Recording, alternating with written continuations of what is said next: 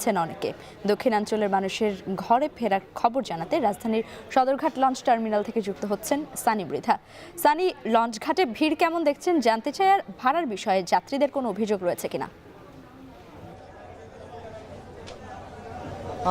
স্বাভাবিক ভিড়টাই রয়েছে। অর্থাৎ লাবিব, আমি যদি বলি, আমরা সচরাচর যে ভিড়টা আগে দেখতাম পদ্মা সেতু হওয়ার আগে বা এর কিছুদিন পরও যে ভিড়টি ছিল, সেই ভিড়টি কিন্তু আস্তে আস্তেই কিন্তু ক্রমশই সেটা কমে যাচ্ছে। অর্থাৎ মানুষ বেশিরভাগই এখন সড়ক পথই দক্ষিণ অঞ্চল যাওয়াটাকে বেছে নিয়েছে। তারপরও ঈদকে ঘিরে কিন্তু আমরা দেখি প্রায় সেই ভিড়টা হয়, তবে এখন পর্যন্ত সেই ভিড়টা এখনও চোখে পড়েনি। আমরা কয়েকজন যাত্রীর সাথে কথা বলেছি, তারা আমাদেরকে বলেছে যে ভাড়ার ব্যাপারেও সেরকম কোনো অভিযোগ নেই। তারা স্বাভাবিক প্রক্রিয়ার মাধ্যমে তারা কেবিন থেকে শুরু করে লঞ্চে জায়গা করে নিতে পেরেছেন।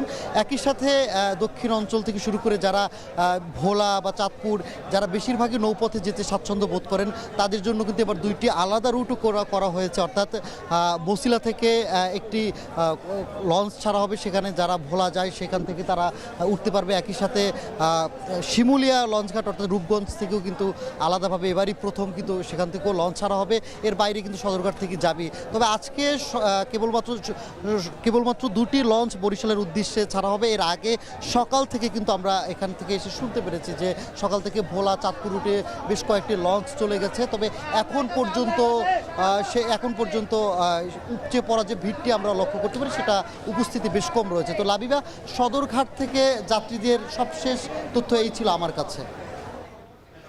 রাজধানীর সদরঘাট লঞ্চ টার্মিনাল থেকে যুক্ত ছিলেন সানি মৃধা।